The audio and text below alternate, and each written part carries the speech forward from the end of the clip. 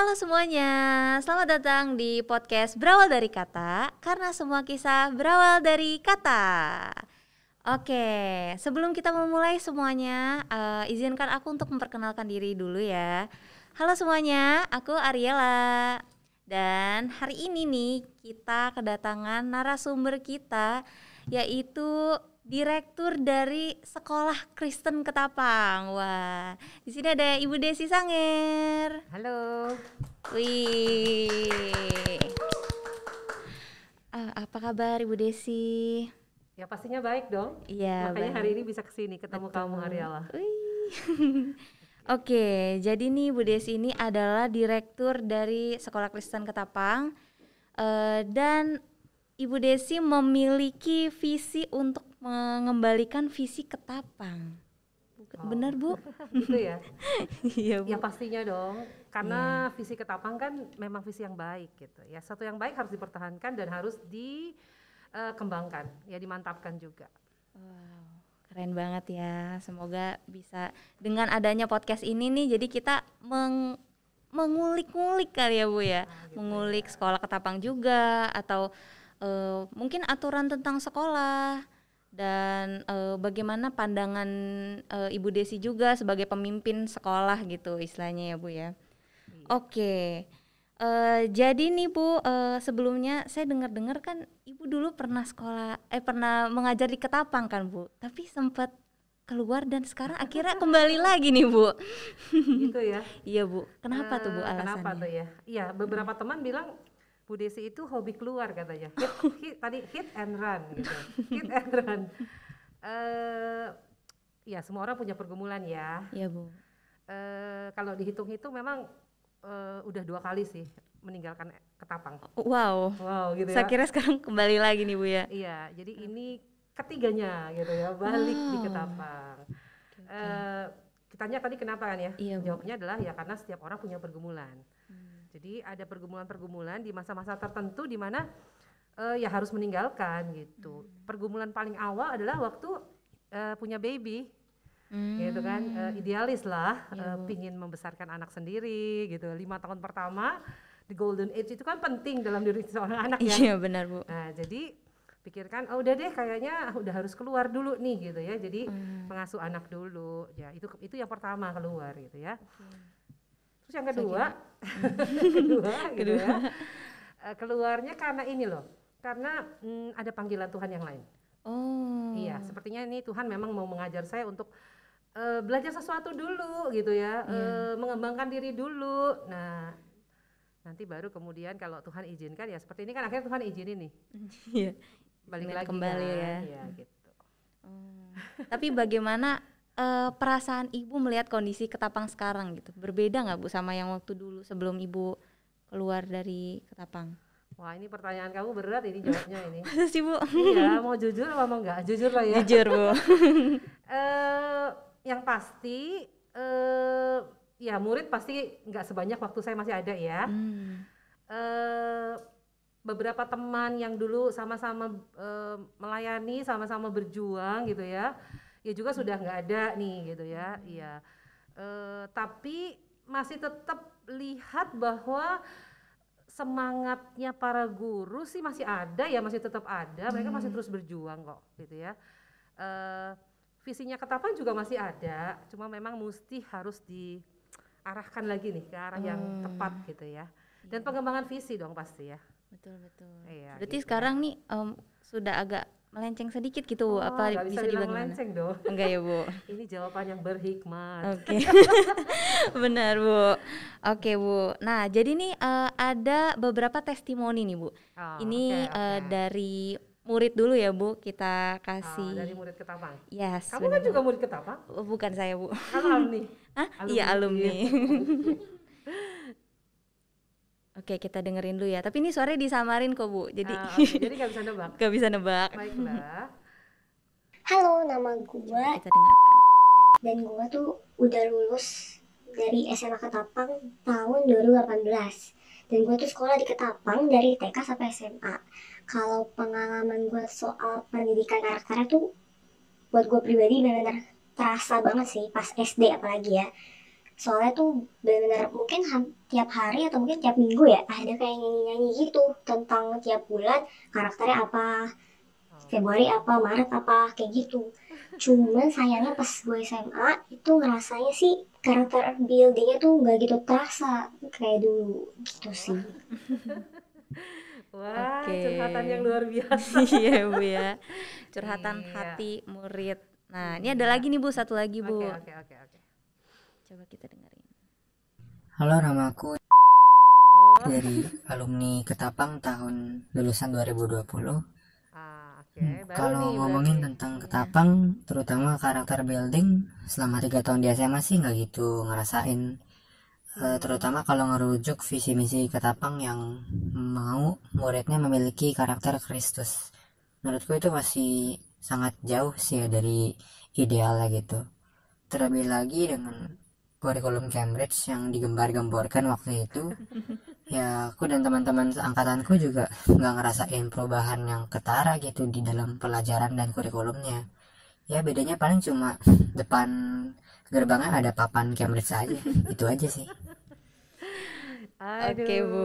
terima kasih ya udah bersharing nih tentang Ketapang. Berarti ini 2 alumni, mungkin ini Iya. dua musim ya.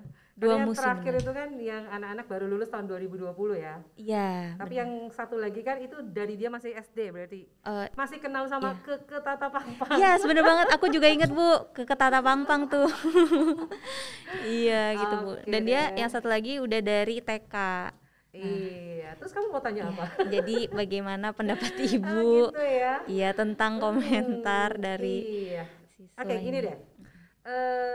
Tadi kan nggak gitu jelas nih yang SMA itu apakah dia dari SD atau enggak. Karena sebenarnya yang namanya pendidikan karakter itu kan sebenarnya berkesinambungan ya. Iya Bu. Ya mungkin tadi merasa kok di SMA nggak kerasa ya gitu ya. Kok nggak berasa ya? Ya mungkin karena dia mendapat itu waktu 3 tahun di SMA ya. Bisa jadi ya, itu salah satu ya. Pendidikan ini kan sebenarnya dari TK. Kalau pendidikan karakter di SKK kan dari TK sebenarnya ya, dengan tema-tema tadi tuh. Iya, Bener. betul. Coba saya tanya sama kamu. Saya Masih lupa ingat Bu. nggak? Saya udah lupa Bu. Salah satu tema karakter kita apa? Belajar apa? Kerja sama. Iya, Oh, saling memperhatikan. Iya, Wih, betul. benar-benar. Dulu saya ingat tuh ya di bulan Agustus itu memang saling memperhatikan, Iya, ya kan? iya benar. Jujur gitu Iya, kan? iya benar. Ya kan? Nah, itu kan terus-menerus diulang. Iya, basicnya memang ulangan pasal 6 sih, bahwa ajarkanlah berulang-ulang. Jadi karakter itu kan memang harus ditanamkan berulang-ulang. Nah, jadi ketika anak itu dari SD, apalagi dari TK ya pasti penanamannya akan jauh lebih matang gitu ya, lebih mantap gitu. Nah, kalau dia masuknya di SMA, ya itu cuma 3 tahun terakhir. Nah, dan kemudian kan memang ada bukan pergeseran sih, memang ada penajaman ya, namanya SKK reformasi, wah gitu ya, transformasi gitu. Jadi di 3 tahun terakhir di SKK itu sekarang kita mengajarkan memang lebih ke perseverance, daya tahan gitu ya. Kemudian bagaimana mereka tuh harus menjadi seorang leader gitu. Jadi yang karakter dasarnya ini mungkin ya memang tidak dikembangkan lagi, karena berharap itu sudah dapat dari TK, SD terus nanti naik gitu. Jadi sekarang itu pendidikan karakter di Ketapang itu begitu. Jadi berkelanjutan sesuai dengan usia anak. Gitu. Ya, tapi ini masukan yang baik sih. Jadi catatan buat saya bahwa mungkin ya buat teman-teman, anak-anak, mungkin murid-murid yang masuknya mungkin cuma menikmati pendidikan SMA di Ketapang ya. Berarti kan kita juga mesti tahu ya bahwa ini anak-anak yang baru nih, bukan dari anak-anak kita dari kecil. Ya mungkin kita perlu meningkatkan penanaman karakternya. Makasih banget sudah diberi masukan. Oke Bu. Oke. Nah ini juga ada testimoni lagi nih Bu. Tapi ini dari guru Bu. Komplit Iya. banget ya. Iya ada Bu. Kayaknya datangin serombongan SKK. Oke, coba kita dengerin dulu nih. Oke.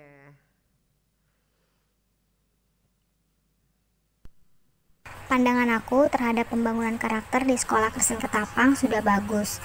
Kita bisa lihat dari aturan dan setiap program yang terlaksana sejauh ini dalam pembentukan pembangunan karakter peserta didik.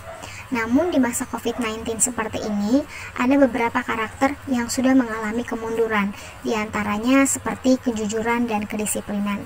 Harapannya, Sekolah Kristen Ketapang dapat memberikan sanksi yang tegas atau hukuman yang tegas kepada peserta didik yang sudah tidak jujur dan tidak disiplin, namun tetap memberikan gambaran terhadap visi daripada Sekolah Kristen Ketapang, yaitu semua anak berharga di mata Tuhan. Oke. Nah, ini kita mau nanya dulu nih Bu, pendapat Oke. Ibu bagaimana Bu? Iya, ini curhatnya guru kelihatannya ya. Iya benar. Iya, sepertinya ini curhatan banyak guru deh, bukan hanya guru Ketapang sih kalau menurut saya ya. Karena kan ketika mereka PJJ kan memungkinkan mereka untuk yaitu tadi kan belajar di rumah dan cuma screennya juga cuma segini nih. Iya benar banget Bu, atau enggak setengah ya Bu Iya, mukanya. gitu ya. Kan kita nggak tahu di bawahnya ada apa. Ya sebenarnya ini menurut saya ya, ini sebenarnya adalah masa pengujian. Maksudnya gini loh, mengevaluasi apakah pendidikan karakter selama ini tuh sudah baik atau belum. Kalau sudah menetap kan pastinya gini loh, dimanapun, kapanpun, dengan siapapun, tanpa dilihat orang pun, yang namanya karakter itu kan muncul ya. Iya benar. Jadi misalnya contoh, jika seorang anak itu jujur, ya nggak dilihat gurunya pun dia tetap jujur karena Iya. itu karakternya yang sudah mendarah daging di dalam dirinya, udah jadi satu, istilahnya udah ngeblend gitu. Iya, Nah jadi saya pikir ini juga satu evaluasi sih buat Ketapang ya, buat guru-guru semua ya, yang menjadi ujung tombak di dalam melayani anak-anak, bahwa ketika kasus ini terjadi atau misalnya ketika kita melihat ternyata anak-anak kita di masa pandemi ketika mereka PJJ, mereka jadi nggak disiplin ya, mereka jadi nggak jujur ya, bisa nyontek ya, gampang banget gitu googling dan dapat soal, dapat jawaban gitu. Ya itu artinya kita harus memberikan sebuah catatan khusus bahwa penanamannya belum tuntas nih gitu ya. Jadi itu belum menjadi bagian dalam dirinya. Terima kasih Ibu Guru. Kita kerja keras sama-sama loh ini, jangan cuma curhat. Berarti ya mungkin juga karena ini sih ya Bu, mungkin ada juga yang kayak siswa baru yang tadi seperti Bu bilang, dia belum belajar dari awal juga mungkin, jadi ya penanaman karakternya jadi kurang gitu. Bisa jadi, ya sebenarnya kan karakter nggak cuma di sekolah ya, tapi juga di rumah ya. Inilah makanya sangat mengharapkan orang tua, Bapak Ibu gitu ya. Ayo dong sama-sama kita tolong anak-anak kita supaya mereka bertumbuh ke arah yang baik gitu ya. Dalam hal ini khususnya memang karakter, betul. Kita perlu menolong mereka untuk bisa memiliki integritas lah dimanapun mereka berada gitu ya.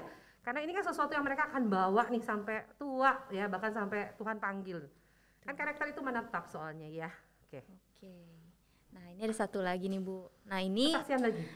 kesaksian. Jadi ini dari guru yang pernah mengajar di Ketapang. Aduh komplit. Wow. Alumni Siapa guru. ya? Iya alumni guru berarti. Alumni guru. Coba kita dengar. Oke, dengar lagi. 7 tahun mengajar di Sekolah Kristen Ketapang bukanlah waktu yang singkat. Di sini saya ditempa di Universitas Kehidupan dan mendapatkan banyak hal. Sekolah yang mempunyai karakter Kristiani yang keren. Tapi sayang, banyak yang mundur karena tidak sejalan dengan visi misi yang ada. Harapan ke depan, berikanlah penghargaan atau semacam bonus terhadap prestasi kinerja guru sehingga makin memacu, memotivasi semangat dalam berkarya mencerdaskan anak bangsa. Tuhan memberkati. Luar biasa.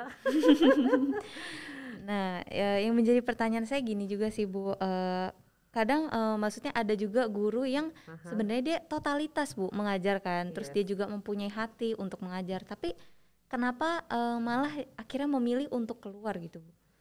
Iya, kembali lagi Ariela, setiap orang punya pergumulan dalam hidup. Ya saya nggak bisa menghakimi buat guru-guru yang saya harus putuskan untuk segera mengakhiri gitu kontrak hidup. kontrak hidup. Saya nggak bilang kontrak kerja ya, karena buat saya tuh yang namanya kerja itu dalam hidup gitu, maksudnya hidup, kontrak hidupnya dia pada saat itu ya. Saya lagi nggak bisa menghakimi karena semua punya keputusan masing-masing gitu. Tapi benar yang ibu guru, entah itu ibu guru apa pak guru ya, karena kan itu disamarkan suaranya. Semua mengakui kok bahwa Ketapang itu adalah apa istilahnya college gitu ya, sekolah hidup, sekolah untuk para guru gitu. Banyak sekali hal-hal yang bisa kita dapat gitu. Saya ngomong seperti ini karena saya juga mengalaminya kan. 18 tahun berada di SKK itu buat saya tuh dapat banyak banget gitu ya. Apakah di dalam 18 tahun itu tidak pingin meninggalkan SHK? Ya pastilah, gitu ya, pasti ada gitu ya. Tapi kan sekali lagi ya, bagaimana seseorang memiliki pergumulan dan panggilan itu gitu. Tapi tadi masukannya baik, saya berharap tidak bisa berjanji, tetapi akan berjuang lah ya. Berjuang semaksimal yang Tuhan izinkan saya bisa lakukan. Ya bagian itu menjadi catatan bahwa iya memang betul. Harus memberikan reward, memberikan upah, memberikan penghargaan atau apalah namanya kepada mereka-mereka yang memang sudah bekerja keras sebagai salah satu bentuk ya penghargaan ya. Karena Alkitab juga bilang ya, siapa yang bekerja dia yang makan. Iya betul. Ya, gitu ya. Oke. Tapi mungkin apakah ada faktor juga dari faktor lingkungan gitu? Ada nggak? Maksudnya dari para guru-gurunya gitu? Apa maksudnya kan gini Bu, kalau kadang kan orang kalau bekerja di suatu perusahaan ketika dia udah nyaman dengan lingkungannya, dia akan lebih bertahan lama di situ gitu. Ya itu juga salah satu faktor. Menikmati lingkungan kerjanya ya, sehingga salary akhirnya tidak menjadi salah satu ukuran. Bisa ya kayak gitu ya? Iya bisa, betul. Kita sering lihat ada ya orang yang salary-nya terbatas tapi dia menikmati sekali gitu. Ya lingkungan. Terus yang kedua itu tadi panggilan sih menurut saya. Kalau panggilannya sangat jelas ya biasanya sih orang akan lebih bertahan gitu ya. Tapi sekali lagi ya nggak boleh menghakimi orang. Betul. Karena semua orang punya pergumulan hidupnya gitu. Jadi kalau ada teman yang bilang, Bu Desi saya kayaknya harus resign dari Ketapang gitu. Karena dulu sering gitu ya ketemu teman-teman yang mau resign gitu. Ya bisa saya akan bilang, saya akan tanya pergumulannya apa gitu. Apakah pergumulan itu bisa menghantar kamu pada keputusan memang harus keluar atau apa gitu. Nah biasanya sih kalau sampai titik dia bilang iya nih udah digumuli dan nggak bisa ya itu keputusan dia sih gitu ya. Menurut saya ya, saya sangat menghargai itu sih. Oke. Dan ini juga sih ada Bu, aturan-aturan di sekolah ya Bu. Seperti yang kita tahu kalau di sekolah Ketapang tuh harus rambutnya diikat, nggak boleh. Ya bener banget Bu, diikat satu, iya Bu. Terus kaos kakinya nggak boleh di atas mata kaki. Baik gitu. Di bawah mata kaki betul. Agak panjang kayak suster bener, ya. Bu. Iya bener Bu, harus sebetis Bu. Waktu itu aku inget banget. Terus itu di SMP apa di SMA kamu?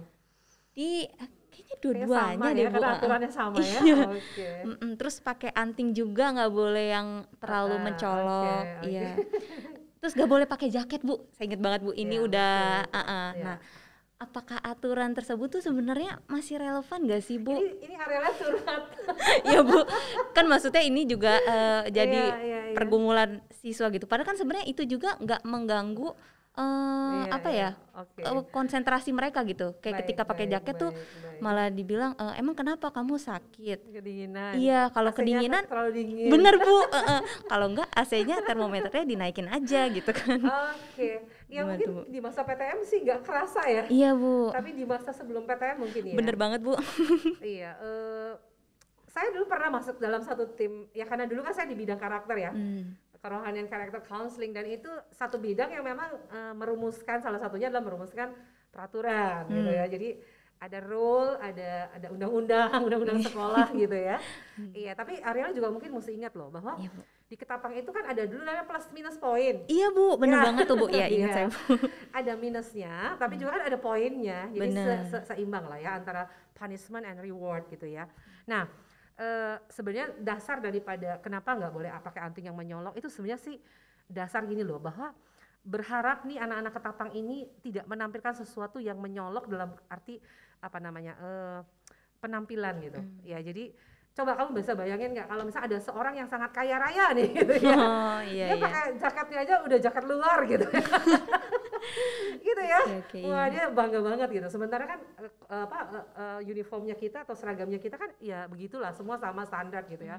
Ya saya nggak mau katakan bahwa di luar negeri lebih bagus karena nggak ada seragam gitu ya. Ini beda konteks gitu.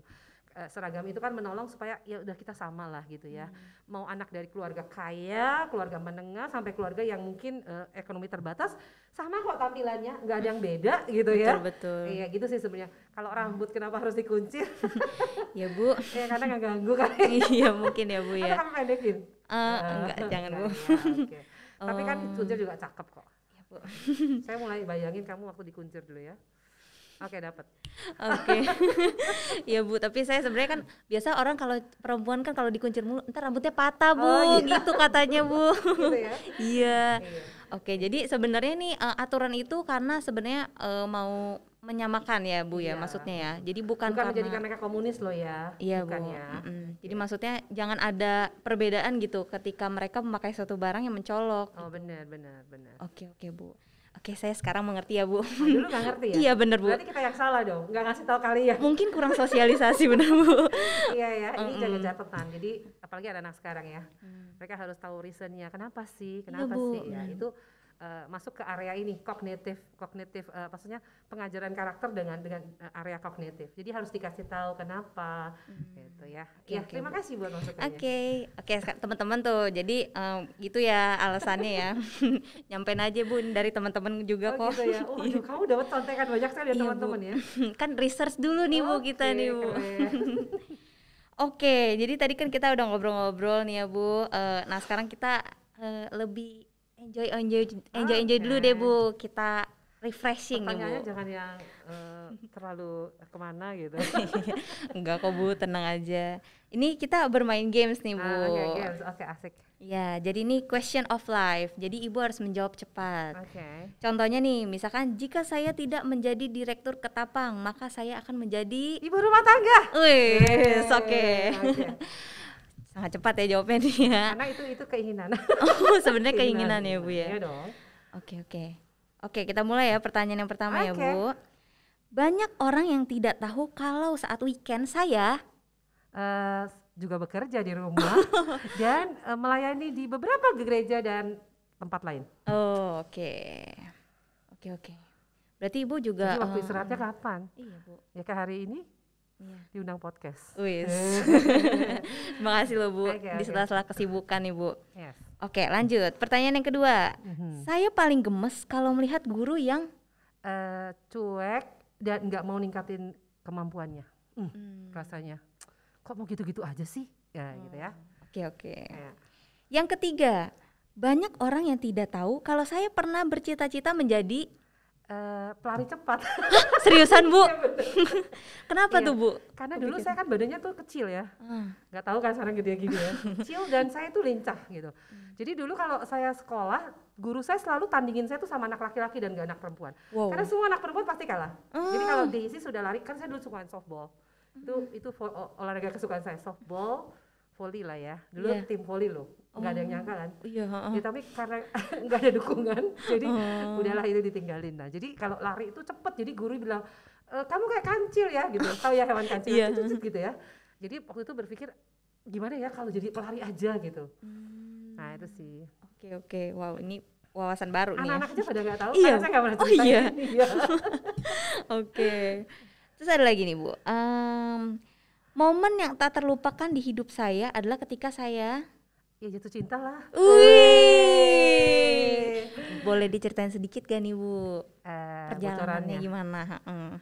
Iya, buat saya ya karena mungkin saya bertumbuh di gereja ya, bertumbuh di remaja ya, dengan ajaran dan value-value yang kuat gitu ya, di keluarga juga kuat.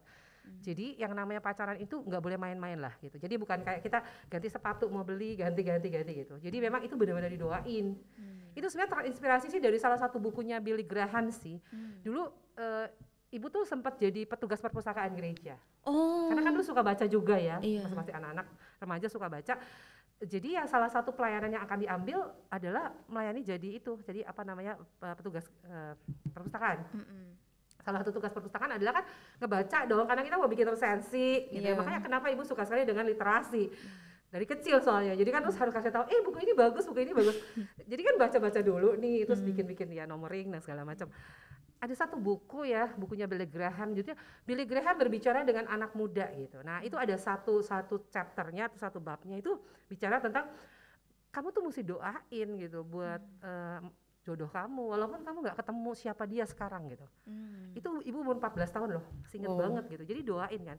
Masa pergumulan berdoa itu ternyata menjadi sesuatu yang nggak akan main-main gitu. Makanya waktu ketemu seseorang nih yang sekarang papanya Jeremy. Iya. Sudah menjadi suami ya Bu. Gitu ya, iya. Ya pasti indah lah. Karena melihat bahwa oh inilah yang saya doain, oh ini loh ya gitu. Bukan artinya sebelum itu nggak pernah ya jatuh cinta, nggak pernah ya, maksudnya dating ya sama lah kayak anak-anak remaja pada umumnya. Kita juga pernah dating sama beberapa teman gitu ya, pernah juga jatuh cinta sama orang lain, pernah gitu ya. Cuma kan maksudnya keputusan untuk oke gitu, nah ini gitu. I choose you gitu Yes. gitu ya Bu. Iya. Oke, wow nih juga baru tahu nih aku nih. Ada lagi nih Bu, guru yang baik adalah guru yang Terus mau belajar, mengembangkan diri ya pasti ya, dan punya visi yang tepat gitu dalam pendidikan. Nggak cuma transfer ilmu, tapi transfer hidup. Itu tadi pembentukan karakter. Kenapa? Makanya saya balik lagi ke Ketapang karena ya saya pikir saya masih bisa berjuang untuk karakter. Oke Bu. Ya, karena itu basic ya. Orang kalau punya karakter yang baik pasti berkualitas kok hidupnya. Iya benar. Kalau menurut saya ya. Iya. Karena nggak cuman pinter ya Bu. Pasti Iya, orang gitu. juga perlu Iya, karakter. berapa gitu. banyak sih orang yang berhasil karena pintarnya kan nggak banyak juga. Tapi orang yang berhasil karena karakternya, karena ketekunannya gitu kan. Itu kan banyak gitu, buktinya banyak gitu ya. Nah itu dia sih. Oke. Lalu nih pertanyaan terakhir Ibu. Apa arti Ketapang buat Ibu? Ketapang. Iya. Yang pasti dia ada di bawah keluarga saya. Wow. Iya dong? Iya. Oke, Dari gini. Ibu kecil ya berarti? Enggak, Di maksud Ketapang gini, maksudnya? Ketapang nggak boleh ditempatin di atas keluarga saya dong. Oh iya. Posisinya, Iya benar. yang utama kan memang, ya pertama ya pasti Tuhan lah ya, Iya, Bu. terus keluarga gitu kan ya. Ya Ketapang harusnya sih sekarang nomor 3. Ya, buat saya Ketapang adalah nomor 3 setelah Tuhan dan keluarga. Mestinya ya, belajar untuk begitulah. Ketapang adalah tempat di mana Tuhan saat ini nih memberikan saya kesempatan untuk berkarya. Itu sih, itu aja. Oke. Jadi kita udah tahu nih sedikit tentang Bu Desi, tentang kehidupannya Bu Desi, dan sekarang kita akan menanya-nanya lagi nih Bu, boleh nggak Bu? Jangan kapok-kapok ya Bu datang ke podcast, nanti jadi kapok lagi Bu. Oke, nah ini nih ada nih Bu, video rekaman dari siswa SMEA. Jadi kan Ibu nih dulu sempat iya, mengajar di saya SMEA SMEA. ya. Saya guru BK ya. Kalau sekarang bilangnya Iya. guru BK ya, Guru counselor BK, ya, counselor sekolah iya. Saya mengawali pelayanan saya di Ketapang itu memang dari counselor loh. Saya guru BK di SMK. Sudah tutup sekarang SMK. Iya, udah tutup Udah SMK. bubar. Iya. Oke deh. Oke, sekarang kita lihat dulu ya rekamannya nih. Oh, oke deh. Iya. Murid saya berarti. Iya. Baik, Namanya baik. Stella, Bu. Halo, Sheila. perkenalkan nama saya Sela, bisa dipanggil Lala. Kesan saya terhadap Bu Desi, dia adalah salah satu guru yang paling saya hormati sampai saat ini, karena dia adalah guru yang menjadi panutan, menjadi contoh teladan buat saya. Dia yang mengajarkan saya banyak hal. Dia adalah motivator untuk saya. Sampai kapanpun dia selalu tetap menjadi guru di hati saya. Salam hormat saya, Sela, muridmu. Hai Sheila. Wih. Saya tahu Sheila ini orang tua murid dari 3 murid SKK. Oh iya. Wow. Berarti dia udah ini, maksudnya dia mempercayakan anaknya juga. Iya biasanya gitu. Sekolah gitu. Biasa gitu ya, Bu? Ketika orang tua menikmati pelayanannya di satu sekolah, dia pingin anak-anaknya juga menikmati. Ya sekalipun pasti lah ya, nggak sama ya. Iya. Zamannya nanti, misalnya ini Ale, Iya, Bu. zamannya kamu dulu sekolah dia. Iya. Nanti misalnya kalau Tuhan izinin kamu menikah dan punya anak, ya pasti beda gitu. Bisa lebih baik, bisa lebih jelek, tapi berharap ya lebih baik lah. Benar, Bu. Gitu ya. Iya, Nah, iya. jadi pingin sih pasti yang menikmati pelayanannya. Sheila ini dulu manajemen kalau nggak salah jurusannya. Dan dia Iya. sampai sekarang masih berhubungan baik sama Ibu juga ya? Iya, jadi kalau misalnya ada sesuatu yang dia mau sharingin, dia akan, banyak kan murid-murid saya gitu kok. Mereka masih bisa bersharing ya. Iya. Maksudnya gini, ya itulah guru tetap guru sih. Buat saya murid juga tetap murid, padahal dia sudah mami. Karena ada sisi-sisi di mana saya merasa ya dulu kamu murid saya gitu. Jadi ikatan itu kayaknya nggak bisa putus deh kalau menurut saya. Itu kan makanya saya bilang ketika guru mengajar dengan hati, ikatan hati itu nggak putus. Ya nggak semua sih, karena kan murid Ketapang sudah berserakan di seantero dunia gitu Iya, ya. benar-benar. Nggak selalu punya. Ya kayak kemarin misalnya kita reunian nih dengan beberapa angkatan gitu. Ya deket. Ya karena mereka menikmati pelayanan kita dan kita menikmati apa yang mereka sudah lakukan sebagai murid gitu ya. Ya tetap sih yang bandel-bandel itu tetap teringat gitu. Tapi jadinya kan jadi cerita lucu akhirnya gitu ya. Sukacita guru apa sih ketika melihat anak-anaknya berhasil kan? Betul. Menikmati apa ya kehidupan yang luar biasa dalam hidup mereka. Itu benar-benar nggak bisa diganti nama apapun. Gitu. Ya, Oke, itu Bu. sih.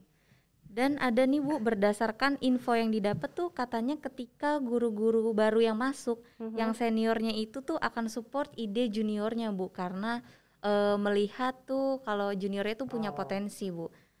Bener Iya Bu? iya. Itu yang saya alami di Ketapang sih. Itu juga mungkin mengapa akhirnya saya bisa dalam tanda kutip ya, jadilah orang bilang. Karena ketika saya masuk SMK dulu, saya tuh umur 21 tahun loh. Mungkin lebih muda dari kamu. Seumur aku Bu sekarang. Yes. Karena saya cepat sekolahnya, jadi S1 saya cepat. SKK adalah rumah belajar saya pertama lah, istilahnya tempat di mana saya berkarya ya, sebagai counselor ya. Karena kan saya kuliahnya kan memang bidangnya itu kan. Jadi saya benar-benar menikmati pekerjaan seperti itu. Nah, saya merasa gini, waktu saya menjadi seorang junior 21 tahun, apa sih pengalaman juga belum ada. Nah, para senior saya itu nggak pernah melihat bahwa saya itu anak kecil gitu. Walaupun mungkin gini ya, mereka nggak supportnya, ayo deh kalau kamu mau kerjain ini saya bantu, saya mentoring, mungkin enggak.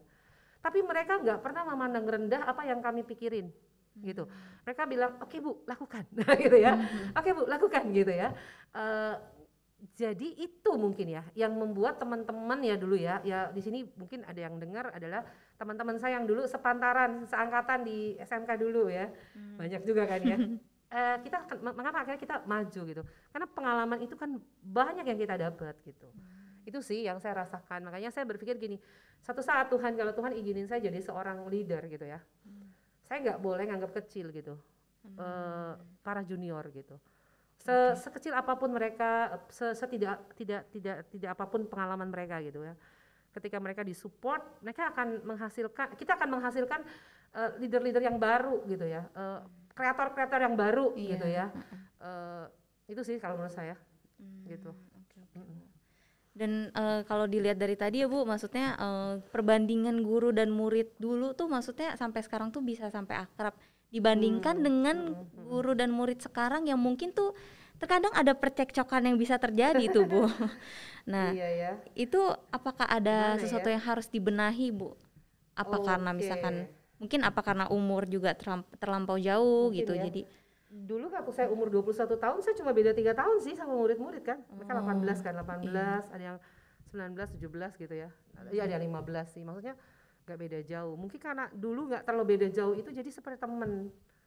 Gitu. Tapi kemudian saya pikir juga enggak ya. Setelah saya terus mengajar juga saya muridnya juga cukup jauh kan. Saya udah menikah. Waktu itu saya udah umur 30 masih jadi counselor. Mereka 15 tahun. Berarti kan setengah umur saya dong.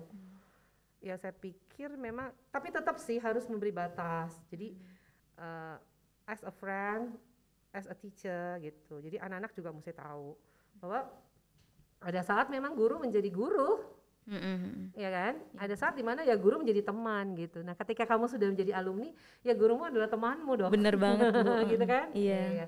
Itulah makanya bisa ngobrol asik, masih bisa janjian untuk meet up Bu. Ini kan beberapa murid udah bilang, Bu ketemu Bu, kita makan Bu gitu. Masih pandemi gitu ya. Kan nggak mungkin tuh relasi itu akan tercapai kalau kita dulunya nggak punya hubungan yang baik gitu ya. Iya, tapi sekali lagi namanya juga anak remaja ya harus tarik ulur. Kalau kita begitu kendor, ya udah dia bisa injak-injak kita juga. Benar-benar Nah, ya saya bilang kamu harus belajar untuk menempatkan dirimu pada saat gurumu menjadi guru. Gitu ya, she is a teacher gitu ya, as a teacher, atau dia sebagai temanmu gitu. Nah itu memang kita yang membantu dia lah, memberikan guidance-nya. Itu sih kalau menurut saya ya. Oke Bu. Nah terus Bu, menurut Ibu nih Bu, karakter building yang ada di Ketapang itu sekarang kan pasti masih ada gitu ya Bu. Ya, masih ada lah. Iya kan.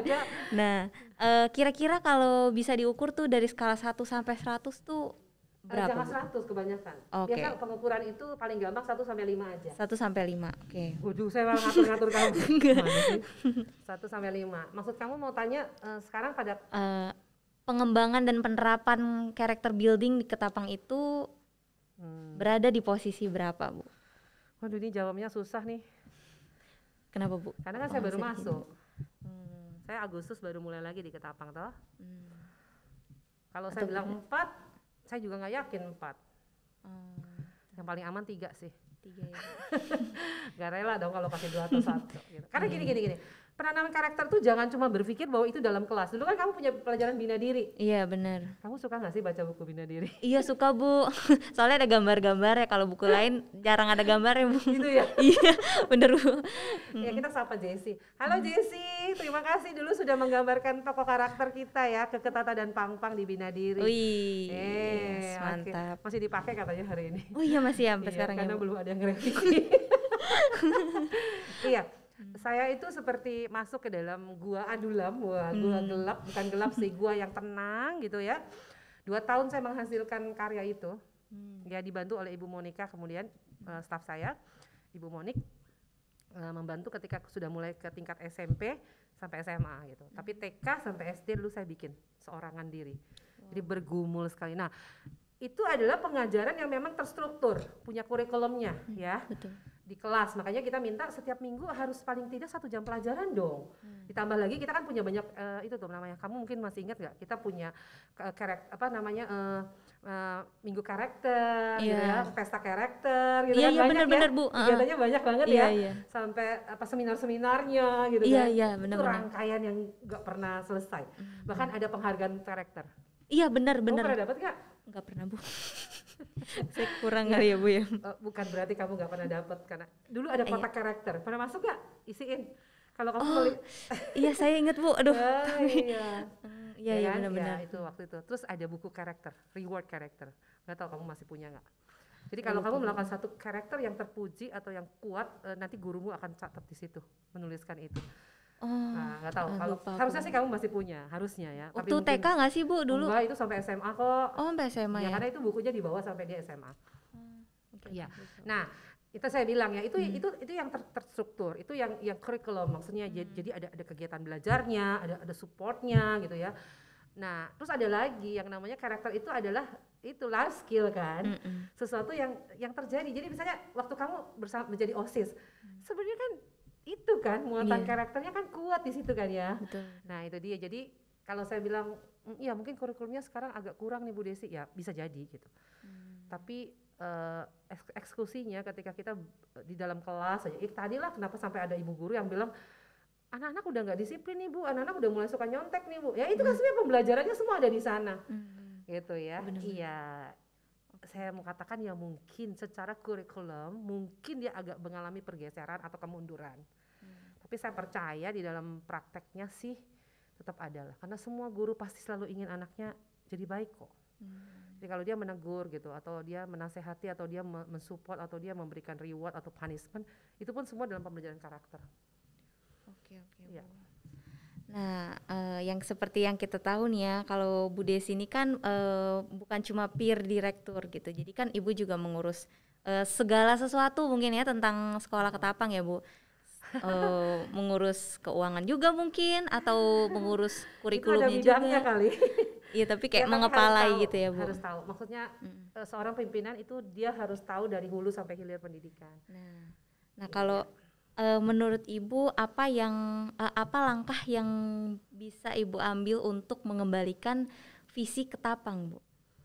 Yang pasti di bidang pendidikan lah ya, harus ya kembalikan ke fungsi, ke porsi semula, di mana kita nggak hanya mendidik anak-anak secara akademik tadi ya, walaupun itu penting ya, tapi muatan karakter itu sangat teraplikasi gitu ya, itu yang pertama sih. Yang kedua yang tadi masukan, memberikan reward yang tepat kepada para guru dan karyawan, itu penting ya, karena di situ kan mereka akan merasa juga mereka dihargai gitu ya. Ya itu sih pelayanan yang terintegrasi dan terpadu juga perlu. Sekarang kan semua udah menggunakan infrastruktur IT ya, berbasis IT ya. Ya Ketapang juga akan ke sana sih. Ini sedang sangat berjuang untuk bisa punya punya infrastruktur IT yang baik gitu ya, supaya anak-anak juga bisa mengakses banyak hal di sekolah. ya perpustakaannya harusnya sudah masuk ke era digital library gitu ya. Udah sih, udah ke arah sana sih. Saya harus bilang bahwa banyak yang sudah banyak perubahan gitu ya. Kayak misalnya udah nggak pakai kertas. Iya benar Bu. Iya nih, Ibu selama 2 bulan ini kayaknya nggak pernah main kertas nih. Nggak pernah main kertas kan? Ya kan, ya itu udah kerasa banget gitu bedanya ya. Oke. Nah, ini sebagai penutup nih Bu, kira-kira ada pesan atau kesan yang Ibu ingin sampaikan nggak untuk para guru? Nggak cuman untuk guru-guru yang ada di Sekolah Kristen Ketapang gitu, maksudnya buat semua guru yang menonton podcast ini gitu. Oke, kalau ngomongin guru selalu semangat, karena I'm a teacher. Wih. Oh iya dong, saya harus menempatkan diri saya tetap guru walaupun ada jabatan tambahan. Betul. Iya, oke.